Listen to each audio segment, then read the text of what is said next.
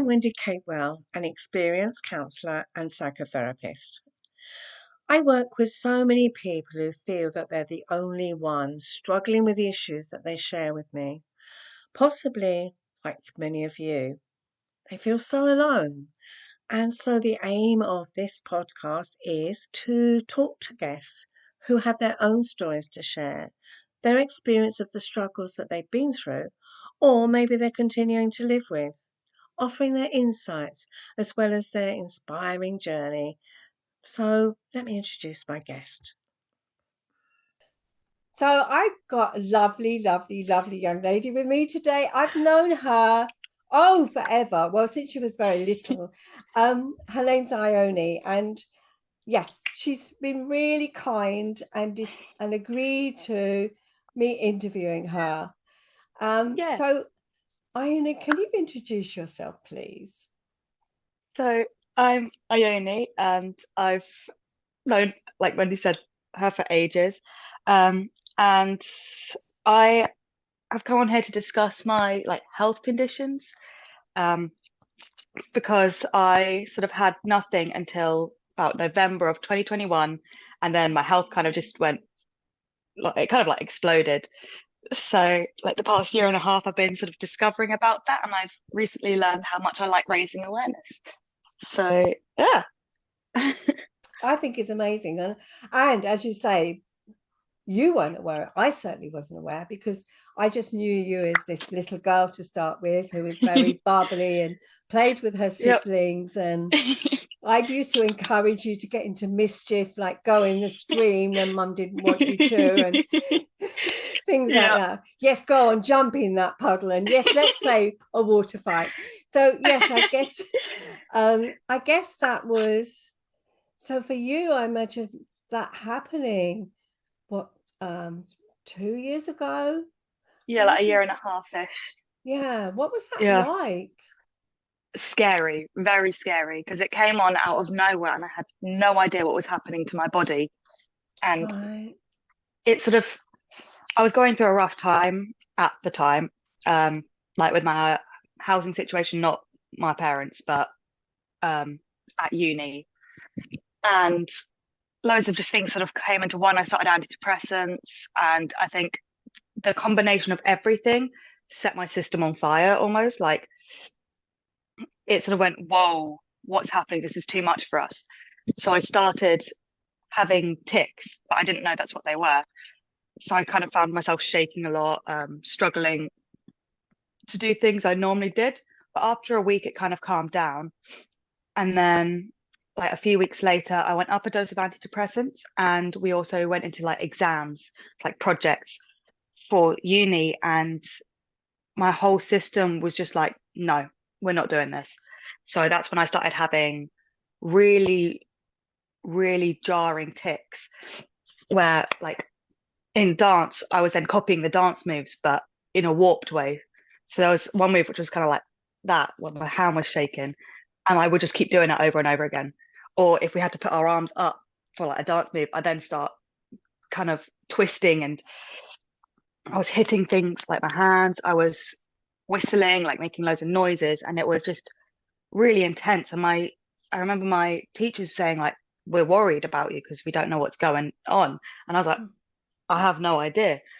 And then we had the winter ball that was very overstimulating and very scary, because I started having what I guess were seizures, but I wasn't aware at the time, because I remember the principal of the uni being stay with me, as I was looking into her eyes kind of thing, and having my neck massage, and it was strange. And then I got home, and I think I went into more seizures before I calmed down. I went into uni the next day, and at first I was all right, just quite tired. And then I started having a seizure. It started off with tics being quite violent, no, quite active. Somebody then asked if I'd like to hold their hand, which I did, but then it stopped the tics, but then my eyes started fluttering.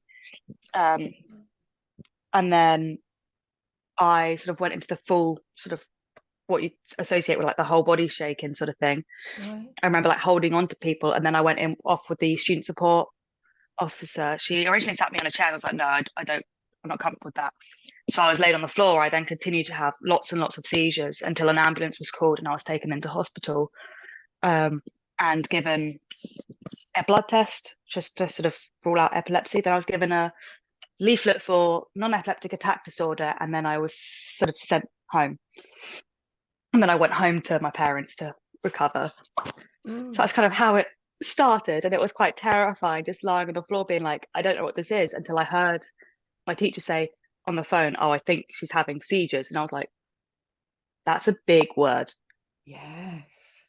Yeah, it's a big word to suddenly have put on you. Because you always think of them as these like massive, nasty, like things which you never really expect to have. And then they happen, you know, they're like, what? So yeah, that's kind of how it all started, and it was a bit crazy. So I imagine even having the tics must have been quite disturbing, because you're not quite sure if your body starts jerking, or as you said, you start whistling or hitting things. What's going on? It must have been really scary. Yeah, it was, because I remember we were trying to choreograph a dance, and my teacher was like, are you able to do this bit?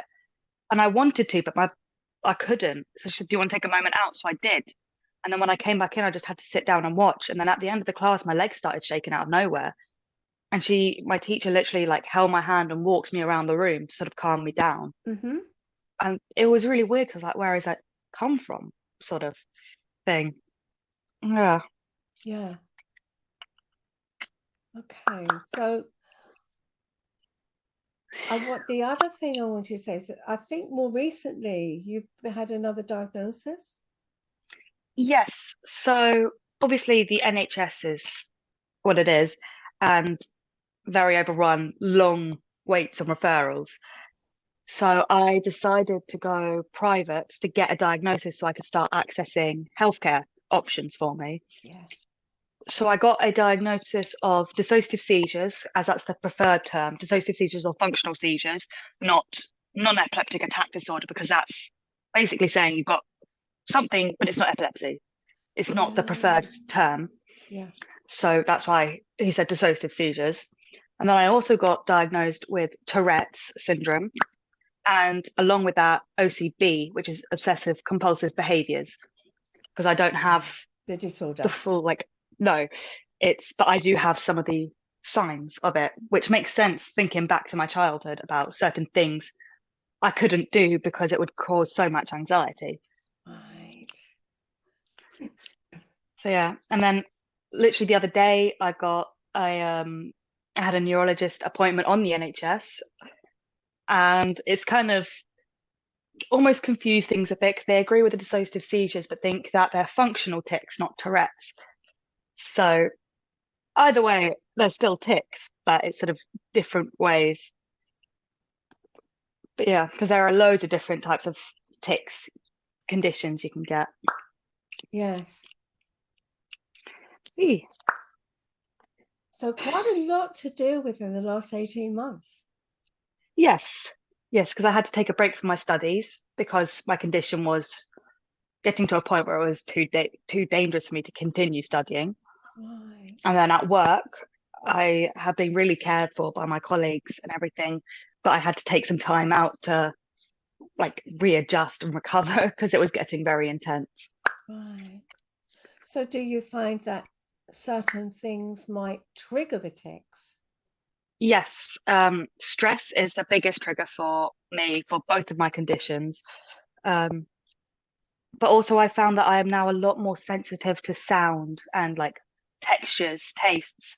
Sort of my senses are more like sensitive.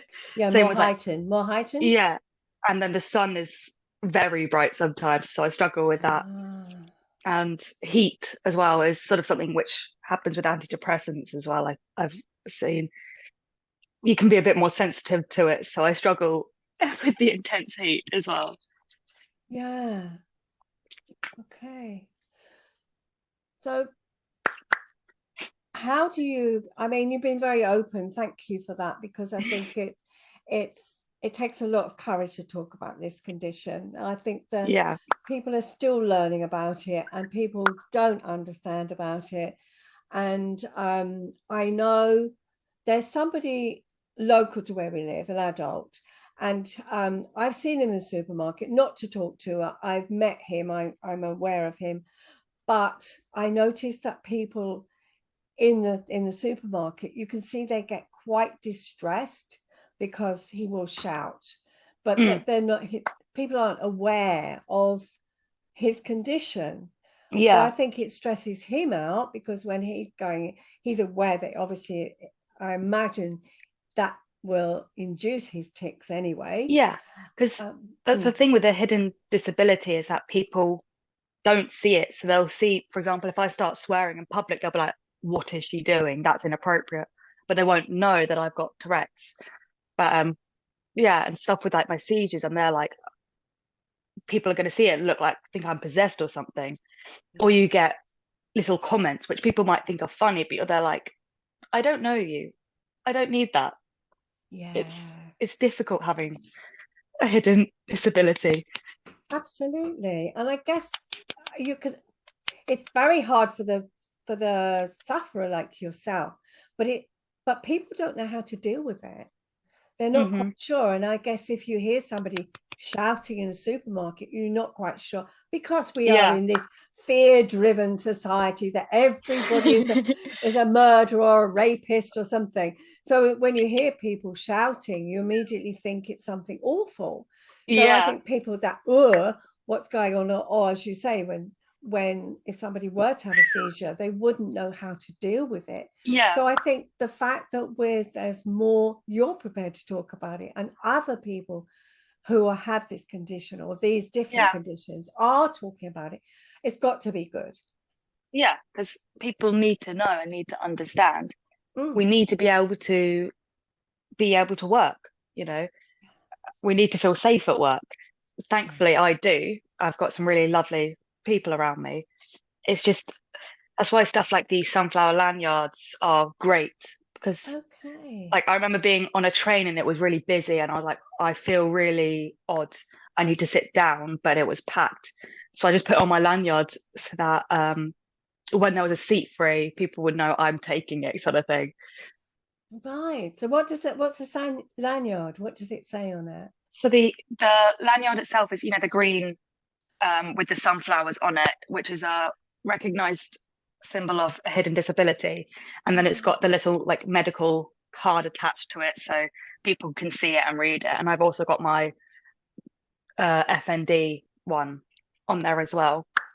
And then I've got my little medical alert bracelet, which says Dissociative Seizures, Tourette's, which I got recently.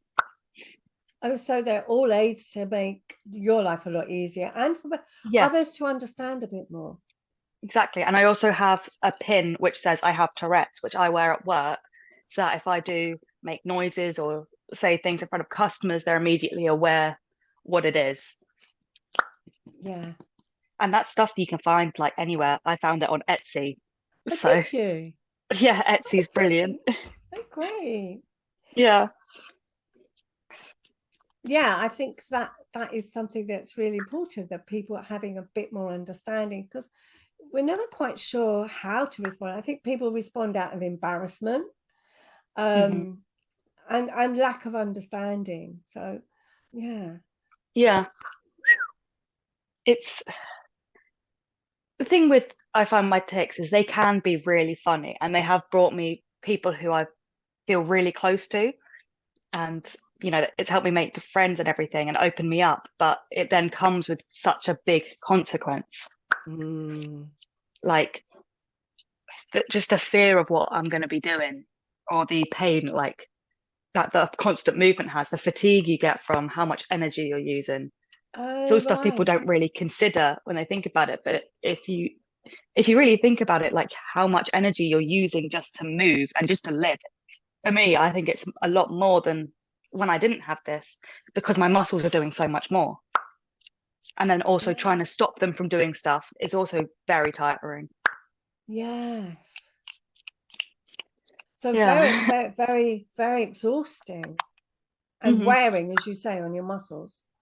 Yeah, that's why I get sports massages to help my back because that's where I feel it the most. Oh, So then yeah. that sort of shows there's like a lot of cost to having sort of disabilities. It's the stuff you got to buy to make you feel able to carry on as well as you can. Yeah. And do they keep you awake at night? Um, I get tired so easily that I tend to find it easy to fall asleep, but there are times just before I fall asleep where I can feel like my legs twitching a lot. And I'm there like, this is irritating, but thankfully I do manage to get to sleep quite quickly. Well, that's good, because otherwise you would be completely exhausted, even more so. Yeah, I feel like I oversleep more than anything else. Oh, do you? Well, Yeah. is it any wonder if you're constantly trying to deal with this whole situation, not just your whole body, but being around other people as well, trying to manage your being out in the public and other people's expectations or reactions. Exhausting all the time, I should think. Yeah, but the alternative is to stay at home and do nothing, which isn't Oh, really plausible because then it just is boring. It's not a way to live your life. definitely not. Definitely not. No. Who wants to live like that? But I can hear that it could be Yeah. quite um life limiting in experience and stuff. But Yeah, it was devastating when I had to leave uni because I was like, what am I going to do with myself? But I found my way through it and I found people and I worked and it's been actually quite lovely to have a year to sort of just allow things to happen. yeah, that's great. And I think I've learned more because you have written stuff. I've seen things that you've written and explained, and I think that's been so helpful to get more insight into Yeah. what's going on for you. But I also appreciate it's a very brave thing to do as well, because you're allowing yourself to be vulnerable. Yeah. So it was Tourette's Awareness Month. I think it finished either yesterday or it's finishing today. And so there was like this prompt to answer a question every day. And I was like, I'm going to do this because it's going to be good. And it was actually really great to be able to just talk about it. And then I felt good spreading awareness, Mm, stuff like people don't realize about Tourette's. Like, for example, the swearing. Not everyone swears. It's no. actually quite not rare, but it's not common. It's like 10, 20% maybe. But because of the media, it's the stereotype of Tourette's. I do swear, but that didn't start with my tics. That started about 2 months later, my swearing tics. So But I guess that's quite, well, do you know what? I think it'd be quite nice to be able to put it down to that. Well, it's not me really swearing. yeah, I mean, At obviously, I times you still go, swear myself, but I now say, "Oh, it's Sally."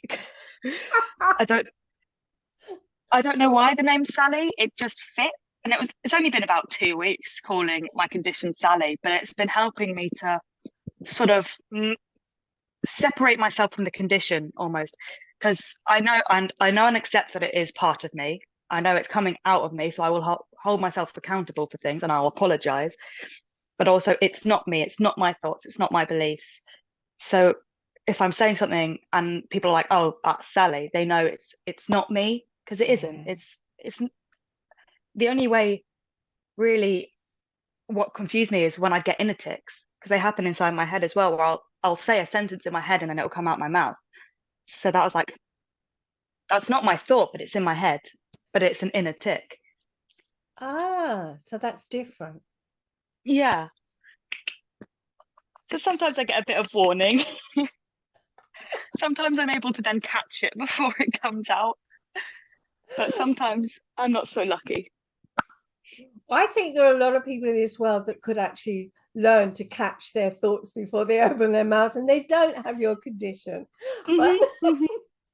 But but there are yeah, certain words I am terrified of saying, and I will, even though suppressing is bad because it will make everything sort of feel worse, it's tiring, and it'll likely cause you to have like a tic attack or something. There are certain words that I will never say, and I would rather suppress than say it. right, The obvious words, yeah. slurs and stuff like that. I refuse. I refuse for them to come out of my mouth. So it's really hard when they're in music and I hear the word in the music, I then have to try and find a way to not say it. Because that would So be a trigger. yeah, so hearing the word, Yeah. because I'm so scared of saying it, if I hear it, I'm like, I don't want to say it. So the tics are like, we want to say it, but I really, really don't.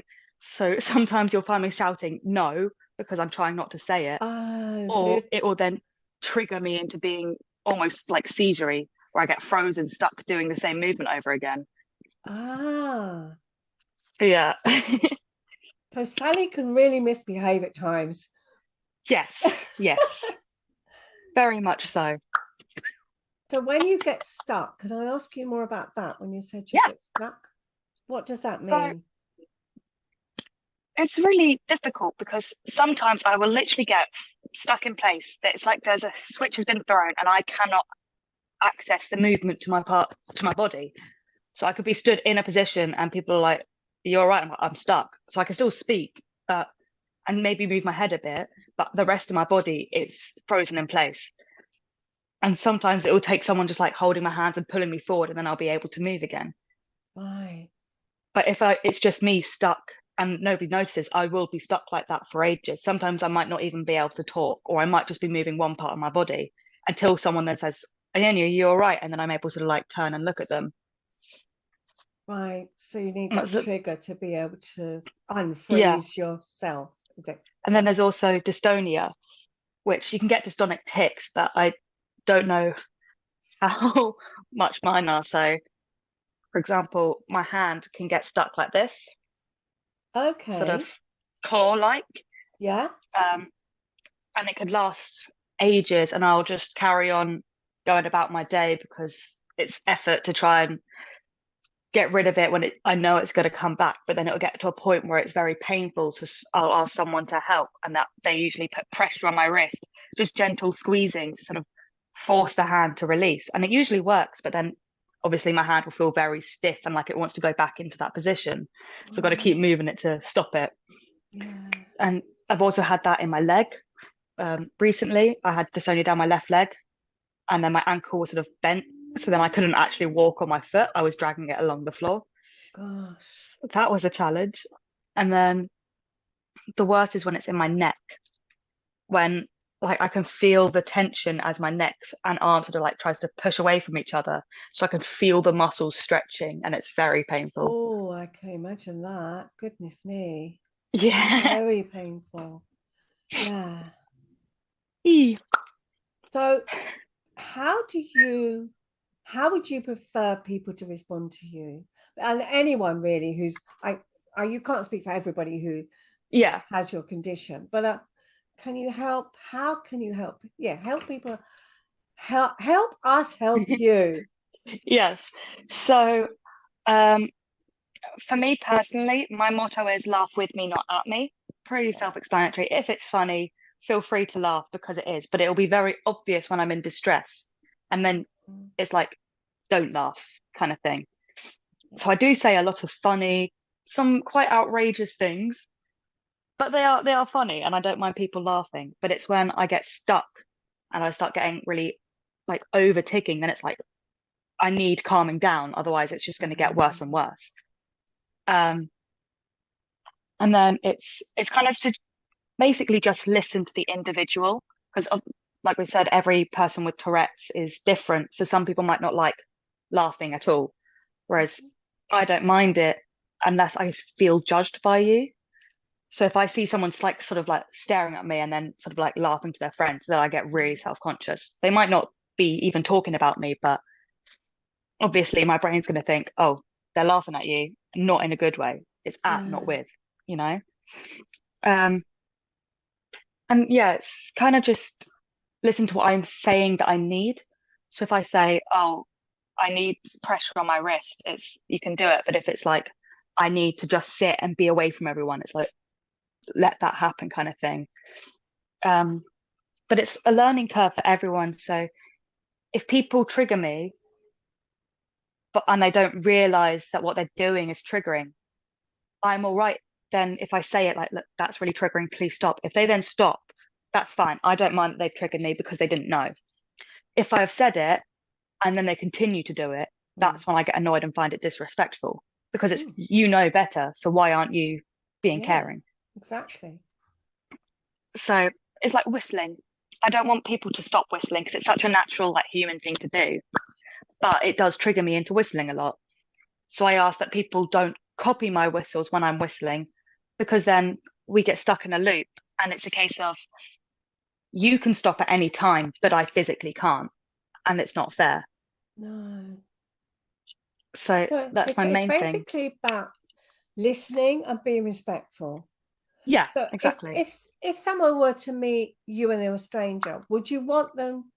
I said to you before the recording, I met someone who had Tourette's, and I didn't know how to behave, and so I didn't mention it. And I don't know whether is that okay? For me, yeah, if I'm just out about in public and people see me or hear me ticking and they don't respond, that's fine, because then I don't have to have a conversation. I don't feel judged.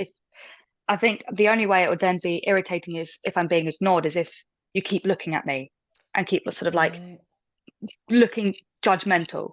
But if you just carry on with your day as if nothing's happening, it's all right. If I'm in a social situation with people, then yeah, like, laugh. If I'm in a class with someone, laugh. If I'm around you for more than just passing on the street, you can interact with them. But just random strangers, if someone were to say, like, I had a comment when I was in like, I think it was Aldi with a friend, and someone said something weird, like one of the shop workers was like, "Oh, it sounds like a car alarm's going off," or something. And I was like, "What? I'm just trying to shop. I don't know you," kind of thing. Yeah. And also the one I get a lot is, "Oh, sounds like Twitter's going off," and it's like, it's not funny. I've heard it about a million times before. I'm just whistling. Like, I don't need it. Yeah. Yeah. It's basic common sense, really. Yeah. It's just, what I say to people is just try and remember that if you trigger someone on purpose, you are taking control of the individual's body away from them. And how would you feel if that was the other way around? Because that is essentially what's happening. I'm known to say 12 a lot. If I am saying 12 and you start asking questions around it, it might be funny at first, but like, if you keep asking me questions where the answer is going to be 12, it's like, I want to stop saying this number, please. Yeah. But if I'm just going about my day and someone knows that that's a tick and they come along and say 12, great, now I'm ticking. Yes. It's very frustrating. Okay. I think I can hear that. It would be really frustrating. So, yeah. And I just think some people are just thoughtless and some people are unkind. Yeah. And I think some people can make jokes about my condition and I'll be perfectly fine with it, because we've built that kind of banter, and I'm like, yes, these jokes are funny. We can make these jokes, which to other people might sound like, you can't say that. And it's like, no, it's fine. We know that this is a boundary we accept. Yeah. But if someone else were to make the same joke and I didn't have that repertoire, whatever the word is, I would then be like, you can't say that, which almost sounds like a double standard, but that's the way with friendships anyway. Of course it is. Yeah, close friends can say things. Yeah. People that you don't know, you can be offended by anyway. I think you build, as you say, it's building that rapport anyway. So it's not. That's the word. Yeah. Rapport. Yeah. It's just that, isn't it? So I think it's basic common sense. But I do think there's a lot therein about respect. Yeah. Respect and just kindness. Exactly. And being open to understand and learn more. I always say, if you have questions, feel free to ask, unless I'm already in a triggered state, because then I'm not going to be able to help you. I'm just going to be triggered. Yeah. But if I'm just going about my day and you want to ask and learn, that's fine. Because if I'm spending time around you, you want to know how to deal with both my tics and my seizures, great, I am happy to talk about it. I got asked by a customer the other day, they're saying, because I was wearing my badge, they asked about my Tourette's, and they're like, is it okay to talk? And I was like, yeah, it's fine. And it was just a brief little interaction. But it was lovely because they were like so understanding. They're like, it's great that you're so open with it. And I'm like, yeah, it's lovely to be able to talk about it. Yeah. Okay, I think you've been so open today. Thank you so much. No I'm worries. always learning, and it's Yeah. And there's so much information out there. All you have yeah, to do is like search on like TikTok or Instagram, Tourettes, and then there'll probably be some form of educational post. There's so many good activists out there. yeah. What is one thing that you would like the listener or the audience to take away? So I'd say it would be to listen and understand anyone, no matter what condition they have, no matter who they are, just to listen and respect the individual and to never purposefully trigger anyone ever, because it's not kind, no matter what situation it's in. You don't know what the consequence could be for that individual for your little joke. Yeah, And it's not about policing people, it's about being compassionate and have understanding that people are going through a lot more than you can see from a surface level. yeah, That exactly. kind of thing. Brilliant. So, are you happy for people to contact you and kind of ask more, or Yeah, just make yeah. contact? Okay. And if What's they the don't want to easy make way? contact, Mm-hmm. I have got some on my Instagram, which is public. I have got highlights of loads of information that I've like shared to my stories and stuff, which could lead people onto a whole rabbit hole. I've got my Tourette's Awareness Month sort of one as well. So Okay. So yeah. how do they find you on Instagram? It's at Ione.Alice and then underscore. Brilliant. Thank you so much for today. Thank you. I found it really helpful and interesting. And yeah, thank you so much for your time. Thank you. I hope you found this episode interesting as well as helpful. Do get in touch if you would like to learn more about working with me. My email address is info@wendycapewell.co.uk. Take good care of yourself. Until next time.